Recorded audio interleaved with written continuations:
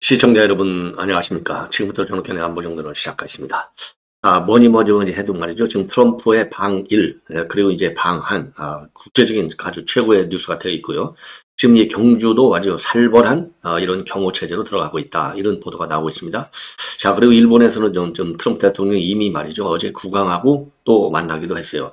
그러니까 지금 이제 전반적으로 지금 우리 이제 한반도 주변 정세를 보면은 일본하고 그런 게 일본 신정부하고 트럼프는 굉장히 끈끈한 밀월 관계를 가지고 있고요. 그리고 중국과의 관계는 아주 상당히 냉정적 대결 구도에서 약간의 숨통이 트이는 국면으로 가고 있습니다. 그리고 이제 한국과 미국과의 관계는 본래부터 정권의 성격과 관계없이 보수당 정부든 진보당 정부든 끈끈한 동맹관계의 기본 틀이 작용이 돼야 되는데 지금은요 이런 강한 이 동맹관계가 지금 흔들리는 국면에 와 있어요. 그거는 이 안보적인 측면에서의 어떤 이 정책적인 차이도 있겠지만은 제일 큰 변수가 바로 관세 협상이 되겠습니다. 관세 협상 제가 보기에는요 한 발짝도 진도를 못 나가고 있는 것 같아요. 핵심에서 진도가 나가야 나가는 것이지 가장 어려운 문제는 나중에 풀자 해놓고 안 풀면 시험시간 끝나버리면 빵점 처리가 되잖아요. 지금 그런 형국과 똑같습니다. 자, 그래서 지금 이제 이 북한을 중심으로 보면은 북한과 중국과 러시아의 관계는 그 어느 때보다도 굉장히 강해졌어요. 자, 그러니까 이제 북한이 통상적으로 등거리 정책이라고 얘기하는데 중국과 러시아에 대해서 가지고 있는 등거리 정책이 지금은 사실상 북러 관계는 굉장히 강하고 약간 느슨해졌던 북중 관계는 다시 강해지고 있어요. 그러니까 이제 지금 이쪽 북한과 중국과 그다음에 러시아의 관계는 굉장히 강하게 결속을 하는 데 비해서 한국과 미국과 일본 관계는 지금 이재명 정부의 성격 때문에 이게 이완이 되고 있는 이런 상황이 되겠습니다. 이렇게 이완이 되면 지금 미국 입장에서는요 전례적으로 보면 이 북중러 삼각관계에 대응하기 위해서라도 북한만이 아니고 북중러 삼각관계에 대응하기 위해서만이라도 한미일 관계가 단단해야 되는데 이게 느슨해지는 거예요. 느슨해지니까 이 느슨해진 틈을 뭘로 막으려고 하느냐? 일본 플러스 알파로 막아야 되는 거예요. 일본 플러스 알파. 그러니까 일본과의 관계는 더 밀착해지는 거예요. 한국이 느슨하게 나오는 걸 일본이 막아주고 그리고 지금 인도라든가 호주라든가 이런 데서 또 막아주고 자 그러다 보면 결국 밀려나가는 거죠. 한국은 밀려나가는 거예요. 촘촘한 그물망에서 밀려나는 형국이다. 그래서 지금 제가 보기에는요. 이재명이가 뒤로 밀려나는 국면인데 자기가 마치 지금 현 전전에서 미국과 싸워서 이길 것 같은 착각에 빠져 있다 이겁니다. 요거가 문제예요. 그러면 이 착각하지 못하도록 할 중요한 이 뭐라고 그럴까요? 요 무기는 어디서 나와야 되느냐? 우리 헌법과 그리고 대한민국의 안보를 걱정하는 개딸을 제외한 모든 국민으로부터 나와야 돼요. 개딸을 제외한 모든 국민. 그러니까 이제 민주당 지지층에서도 개딸과 같은 강성 지지층이 있고, 그 다음에 느슨한 형태, 중도 중에서도 중도자에 속하는 분들이 있거든요. 중도자에 속하는 분들을 우리 국민의 힘이 모아와야 돼요. 이 국민의 힘이 능력이 되거나 안 되거나 일단 노력을 많이 해야 돼. 노력을. 그리고 이제 우리 자유우파, 이 보이스라고 볼 수 있는 우리 우파 유튜버들이 그 공간을 우리가 채워줘야 됩니다. 그런 측면에서 이번에 트럼프의 일본 방문과 그리고 한국 방문을 봐야 되고 더 중요한 변수는 바로 김정은과의 관계를 잘 봐야 된다 이겁니다. 자, 그래서 제가 이미 여러 차례 말씀을 드렸듯이 처음부터 제가 그랬잖아요. 정부에서 김정은이 우리는 아는 것도 없어. 그런 가능성은 별로 높지 않아. 이렇게 부인하면 할수록 김정은과의 관계에 노력을 하고 있다. 이렇게 봐야 된다고 해석했지 않습니까? 그래서 처음부터 가능성을 배제할 수 없다.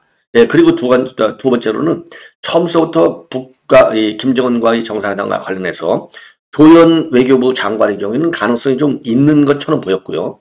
그리고 위성락이는 계속 시종일관 지금도 우리는 언론에 나오는 것밖에 아는 게 없어 그렇게 나오거든요. 굉장히 부인하는 쪽으로 가는 거예요. 강한 부인은 종종 강한 긍정이나 마찬가지다. 우리도 정부에서 일을 해봐서 알잖아요. 그렇기 때문에 왜 그러냐.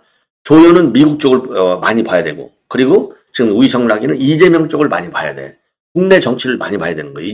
위성락이는. 물론 안보실장이니까 미국도 보고 다 철저히 봐야 되지만은 차이가 바로 거기 있는 거예요. 그러니까 조심스럽게 만약에 미국 정상회담이 최종적으로도 안 이루어질 수도 있잖아요. 아니 옛날에 DJ 정상회담 때 하루 만에 내일 회담 안 할래 해버렸잖아요. 그게 김정은 체제의 특성이거든요. 3대 세력 체제. 그러니까 이 국내 전국적인 측면을 많이 봐야 되기 때문에 유성단은 조심해서 나는 아는 게 없어. 가능성이 별로 없어. 지금 진전되는 게 없어. 이렇게 나오는 것이고 조현은 그래도 미국하고 어느 정도 또 코드도 맞춰야 되거든요. 그러니까 이제 이중 플레이를 하는 거예요. 굿값, 배드값처럼. 그런 상황인데 지금 현재는 뭐냐? 현재는 가능성이 상당히 커졌다. 막판에 뒤집을 수도 있어요. 그러나 일어나고 안 일어나고는 그 다음 문제고요. 일어날 가능성을 일으키려고 하는 가능성이 거의 99.99%로 가고 있습니다. 왜? 트럼프 대통령이 제일 큰 말이 말이죠. 뭐냐면 방한 일정을 연기할 수도 있다는 거예요. 연기할 수도 있다. 왜? 만약에 김정은이가 지금 선물을 받고 싶어 하잖아요. 마지막까지 자기가 요구하는 선물을 줄지 안 줄지를 계산할 거란 말이죠. 예. 자, 그렇기 때문에 요 김정은이 마음에 맞추기 위해서 김정은이 지금 협상의 레버리지는 굉장히 크잖아요. 그리고 요구폭도 굉장히 클 거 아니에요. 그러니까 방한 기간을 연장이라도 해서 내가 I'll be right over there. 바로 그쪽. 아니 탄용밖에 넘어가면 그게 북한 땅이잖아요. 그쪽으로 갈 수 있다. 그쪽으로 갈 수 있다까지 얘기했어요. 이게 제일 큰 지금 뭐라고 그럴까요? 가능성을 시사하는 대목이 되는 거예요. 예. 그리고 이제 밀당이 지금 세게 진행되고 있음을 시사해주는 대목이 되겠고, 그 다음에는요, 지금 옛날에, 저 문재인이가 말이죠, 제재하고 노래 부르러 다니다가, 미국에서까지 노래 불렀잖아요. 제재를 먼저 해줘야 김정은이가 비핵화 협상에 들어온다. 이거 아니에요? 자, 그러다가 이제, 김정은이의 수석 대변이야. 이런 비판까지 블룸버그 통신한테 받았거든요. 예. 그래서 나경원 의원이 국회에서 그러니까 수석 대변인으로서 듣는다 했다가 나경원 의원이 얼마나 곤욕을 치렀어요. 말도 안 되는 비판으로. 자, 그 정도로 제재가 민감해요. 미국이 보는 국제사회가 보는 제재라고 하는 워딩, 용어 그 자체가 민감해. 그런데 트럼프 대통령이 방한 일정도 연기할 수 있고 북한으로 갈 수도 있어까지 얘기했는데 그것도 모자란다고 판단했는지 제재도 풀겠다 이렇게 얘기했어요. 그러면 제재 풀기 전에 제재 푸는 것은 누구죠? 이 김정은이의 최고의 목표지 않습니까? 그 다음에 김정은이의 제일 큰 목표는 뭡니까? 제재보다도 더 센 목표가 뭐냐면 핵국가로서의 인정을 받는 거예요. 국제사회적으로, 국제정치적으로. 그러면 핵무장국가로서 인정을 받으면 그 인정받는 순간 제재는 근거가 없어지는 거예요. 왜? 핵을 만들기 때문에 제재를 했는데, 아니 트럼프 대통령이 핵무장국가라는데 뭐 제재 바로 풀어야 되는 거죠. 예. 트럼프가 제재 적용 안 하면 전 세계 적용 안 하죠. 예. 그래서 현재 핵국가다. 예. 뉴클리어 파워다. 이런 얘기를 여러 번 했거든요. 뉴클리어 파워. 그럴 때마다 우리 국내에서도 이거 비핵화 협상 큰일 났네. 물러간 것 같네. 근데 지금 이번에도 지금 핵 무력을 핵국가다. 이렇게 인정을 하는 발언을 한 거예요. 그럼 지금 남은 게 뭐냐? 핵국가 인정해줬죠? 제재 풀어줬죠? 그 다음에 나온 건 뭐냐면 주한미군 철수 또는 주한미군 그 연합훈련의 중단이에요. 근데 연합훈련의 중단은 이미 트럼프 일기 때 많이 해봤어. 문재인 때 다 해본 거예요. 아무 문제 없어. 아마도 김정은이는 지금 네 입에서 트럼프 대통령 당신 입에서 말이지 연합훈련 안 한다고 좀 한번 해봐. 그럼 내가 갈게. 이렇게 마지막 밀당을 할 가능성을 배제할 수 없는 거예요. 그래서 지금 남은 거는 지금 주한미군의 연합훈련을 중단하겠다. 근데 이거는 제일 가벼운 거야. 트럼프 입장에서는. 예. 이 말만 지금 하는 거예요. 이 말만 하면 제재 풀어줘. 군축 국가로 인정해줘. 그 다음에 연합훈련 안 해줘. 자, 그러면 북한 경제가 살아날 수 있잖아요. 제재가 풀리니까. 연합훈련 안 한다. 그러면 김정은이가 밤잠을 충분히 잘 수 있잖아요. 뭐 더 이상 바랄 게 뭐가 있어? 바랄 게 없어요. 그리고 핵은 끝까지 가지고 가잖아요. 체제 보존을 위해서. 왜 핵국가로 인정해줬으니까. 3대 꿈이 다 이루어지는 겁니다. 제재 풀고 핵군축가라고 하고 연합훈련 중단하고. 그 연합훈련 중단한 다음에는 뭐냐? 늘 훈련도 안 하는데 거기서 비싼 돈 들여갖고 왜 있어? 이재명이가 돈도 안 주고 별로 방어비 많이 주려고 안 하잖아. 나가버려. 그러면 지금 트럼프 입장에서 나갈 수도 있어요. 다만 근데 최근에 미 의회에서 이 주한미군 28,500명 못 줄여. 이거 딱 썼거든요. 그리고 관련 예산을 갖다가 전작권 전환데 쓰면 안 돼. 이렇게 딱 못을 박아놨어요. 아이 그거야. 지금 상하원 모두 누가 다수당인데요. 누가 다수당. 바로 공화당이 다수당이잖아요. 얼마든지 뜯어 고칠 수 있는 겁니다. 문제가 되지 않아요. 자, 그렇기 때문에 김정은한테 줄 선물은 이제 다 책상 위에 싹 깔려 있는 겁니다.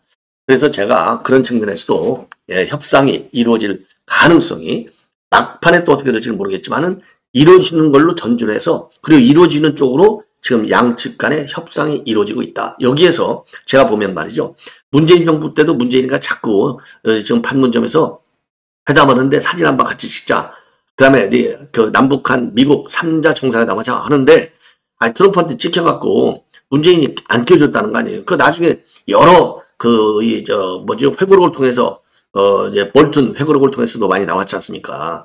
자, 그런 것처럼 이번에도 이재명이가 다리 하나 딱 건져갖고 숟가락 하나 얹고 밥 한 그릇 떠먹으려고 하지만 지금 이 하는 거를 보면은 지금 이재명이가 절대로 밥 먹을 수 있는 같이 밥상머리에 앉아서 밥 먹을 형편을 안 될 거다. 왜? 관세협상한테 찍혔기 때문에. 자, 그래서 저는 말이죠. 지금 이재명은 관세협상 우리 국익에 반하는 건 안 돼. 국민들이 납득했으면 안 돼. 내가 3,500억짜리 관세협상을 제기하면 나는 탄핵당해. 이런 얘기가 실제로 그런 면도 있지만은요. 지금 이재명이는 김정은하고 같이 만나야만이 내년 지방선거에서 이기잖아요. 자기가 페이스메이커 역할을 했다고 인정을 받잖아요. 트럼프한테. 그런데 이렇게 자꾸 끼니까 관세협상은 이 한국이 응하지 않으면서. 그러니까 트럼프 입장에서는 너는 탄핵당한 다음에 3,500억 주면 너나 잘해봐. 너 이번에 미국 회담할 때 안 끼워줘. 이렇게 나올 가능성이 많은 거예요. 이렇게 나올 가능성이 많아. 거꾸로, 역으로. 페이스메이커 너 하지 마. 내가 알아서 다 페이스메이커 하는 거야. 내가 알아서 내 자력으로 노벨상 받을 수 있어. 이렇게 나가고 있을 가능성도 상당히 크다. 이런 지점을 말씀을 드리고요. 자, 그리고 그래서 지금 이제 이 방안이 지금 이 방한이 문제가 아니고요. 지금 이 김정은과 만나냐 안 만나냐가 이재명하고 정상회담이 어떻게 되느냐보다도 훨씬 더 크다. 이런 말씀을 드리고 그다음에 이제 이 최민희 사태가 말이죠. 갈수록 일파만파로 커지고 있습니다. 갈수록. 자, 그래서 이제 여권 안에서도 말이죠. 이거 최민희 안 되겠는데 손절해야 되겠는데 손절론이 나오는 거예요. 지금 말이죠. 그래서 국회 사무처 직원들에 대해서까지 청첩장을 돌렸다는 겁니다.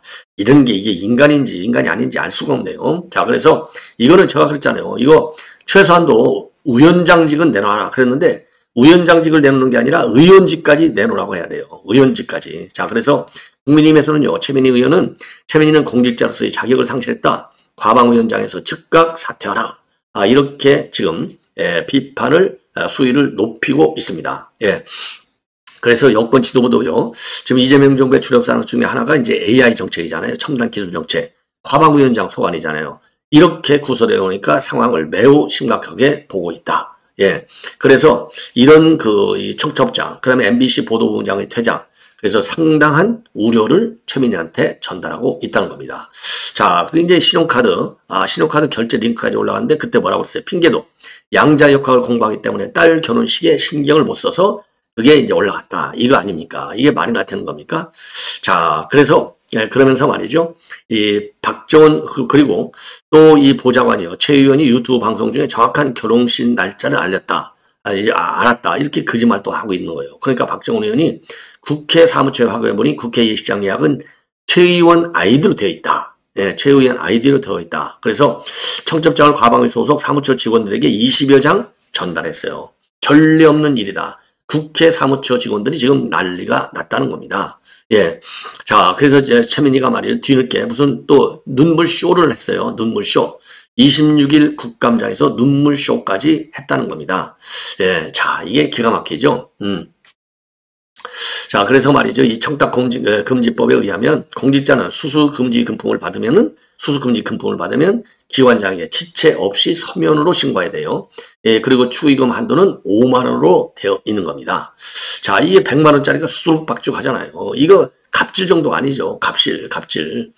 자, 그래서 이거 이해충돌 행위고 김영란법 위반, 부패, 뇌물 이렇게 지금 밀어붙이고 있는데요. 그래서 우리 국민의힘에서는요. 청탁금지법 위반과 공발 뇌물 혐의로 고발할 방침이라고 합니다. 그리고 최민희 방지법도 제정하겠다는 겁니다. 피감기관의 경조사비를 수사하지 못하게. 예. 그래서 축의금 전체 내역 그리고 반환 내역 전체를 공개하라고 요구하고 있고요. 자, 그러다 보니까 지금 이제 이런 거는 말이죠. 이거 그래서 이 명절 때 이 추후이뿐만 아니라 명절 때 말이죠. 국회의원들은 피감기관으로부터 선물도 못 받게 만들어야 돼요. 선물. 지금 국회 보면 명절 때 되면 그냥 막 이 선물 배달이가 막 쫙 쌓여있는 거 언론에 지금 한두 번 나왔습니까? 한두 번 나온 게 아니잖아요. 예. 자, 그래서 이번 최민희를 계기로 해서 많은 특권을 폐지시키는 운동으로 넘어가야 되겠다. 이렇게 지금 평가가 되는 겁니다. 자, 그래서 한국기자협회, 그 다음에 MBC 기자회, 그리고 전원년 민노총, 이 MBC 본부 이런 데서도 지금 전부 이거 잘라야 된다. 이런 문제가 제기되고 있다는 말씀을 드립니다. 예. 자, 그리고요. 예, 그리고 지금 이제 이게 지금 제일 뜨거운 얘기고요. 그리고 지금 이 민주당 서울에서의 지지율이 푹푹 빠지고 있습니다. 한국사회여론연구소 KSOI 이게 여기도 아주 좌편향이 센데요. 그런데도 불구하고 서울 시민들이 부정적 평가가 이재명에 대해서 49%, 긍정적 평가는 47.2밖에 되지 않습니다. 그리고 정당 지지율도 민주당이 38, 국민이 36.7로 5차 범위 내 접전이 되겠습니다. 그리고 부동산 정책에 대해서는 54.6%가 도움이 안 된다. 도움이 된다는 35%.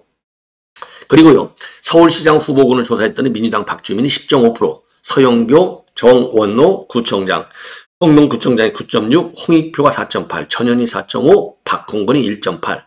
국민의힘에서는 오세훈이가 25.6, 나경원이 13.4, 한동훈 10.4 이렇게 나와 있습니다. 그리고 여권과 여권에 적합한 후보가 없다는 것이 41.4, 그리고 야권에는 없다. 적합한 후보가 33.2가 되겠습니다. 그리고 이제 맞대결을 해봤더니 오세훈이가 36.1, 박주민이가 29.2입니다. 그리고 오세훈하고 정원로 성동구청장이 붙으면 38.5, 그리고 정성훈은 24.1. 그래서 박주민보다도 더 멀리 가 있다. 이 말씀을 드립니다. 자, 그리고요. 예, 그리고 지금 이제 항상 제가 말씀했지만 누구죠? 김현지 뉴스가 말이죠. 매일같이 어마어마하게 쏟아져 나오고 있어요. 예, 어마어마하게. 자, 그래서 요 내용을 여러분께 지금 강익현 정보분석관이라고 그래서 지금 유튜브 방송에 올라와 있어요. 지금 저도 제 이제 지인들이 저한테 많이 보내줬는데 그 중에 강익현 분석관 요 내용이 아주 좋습니다. 자, 그래서 김현지가 중국의 공작원이다. 이렇게 강익현 정보분석관이 아마도 본인 유튜브인 것 같아요. 예, 그래서 요 내용을 제가 한번 그대로 들려드리도록 하겠습니다. 제기하고자 국가 중요한 문제이기 때문입니다. 국민의힘 신동 의원은 지난 10월 국회에서 현재 녹취 파일을 공개했습니다. 여기서 김현지는 500억짜리 선거를 하면 그러니까 500억짜리 소환하면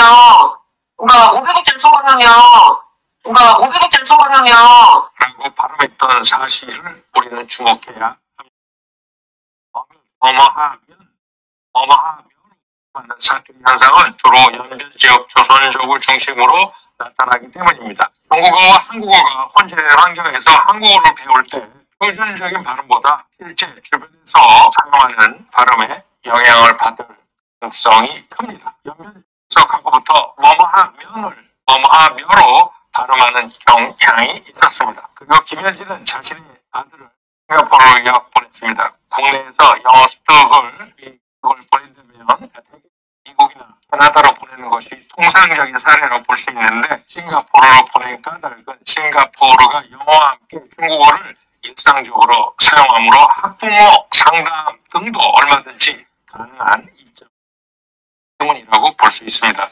게다가 싱가포르는 홍콩과 더불어 아시아 금융 중심지로 인도네시아, 말레이시아, 필리핀 등 영내 검은 돈을 파킹시키기에 최적의 장소라는 점도 작용했을 수 있습니다. 나아가 싱가포르는 북한 대사관도 나와 있어 필요시 이들과 접촉할 수 있는 여건이 조성되어 있기도 합니다. 지난번 김현지가 디르바나 0415 아이디로 활동한 개인 홈페이지가 중국 전화번호로만 인증이 가능한 중국 사이트이고 이 사이트를 통해 지난 3월과 5월 각각 방문과 그에 대한 회신으로 보이는 그런 유창한 중국 문장으로 게시한 점을 들어 김현지 실장이 중국인으로 보인다는 점을 지적한 바 있습니다. 게다가 김현지의 신원에 대한 의혹이 제기된 지 벌써 2달이 되어갑니다. 지금 현재 어떻게 김현지의 중학교, 고등학교와 동창이라고 또 우리 고향 사람, 우리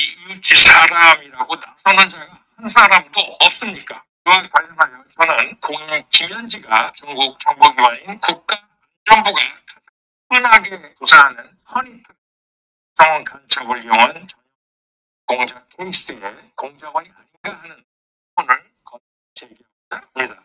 미국의 한 전직 국방부 요원은 중국의 허니트 시나리오가 불탄 건일 수 있다고 지적하면서 여기서 중요한 것은 대상 인물이 정치 승리일 때 하는 것으로 이미 유명이 되었고 정권이 어려운 때문이라고 뉴욕 포스트 2020년 12월 11일자가 보도한 바 있습니다. 중국 내에는 조선족이 많아 한국어 구사 자원이 풍부하고 김현지가 최소한 27년 전 변호사인 이재명에 접근한 것도 그러한 면에서 이유를 찾을 수 있을 것입니다. 저는 김현지가 이재명과 어떤 사적 관계인지에 대해서 관심이 없습니다. 오로지 김현지가 중국 예전 공작원으로 이재명을 포섭했을 경우 이는 엄청난 국가안보 사안이기 때문에 이점에 대해 국민적 관심을 환기하고자 합니다. 동방정책을 추진해서 독일 통일의 초석을 다진 것으로 유명한 서독의 브란트 장은 1974년 정독의 비밀경찰까지 공작 요원인 것으로 드러나자 정치적 책임지고 총리 측에서 사임한 사건을 우리는 똑똑히 했습니다. 우리 자유와 혁신 시위에서 비판의 심정으로 국민들께 외친 바 있습니다. 김현지가 중국 공작원일 경우 그 배후에는 엄청난 조직이 모든 것을 설계하고 배후에서 조종하는 상황이 펼쳐집니다. 상황이 아닐 수 없습니다.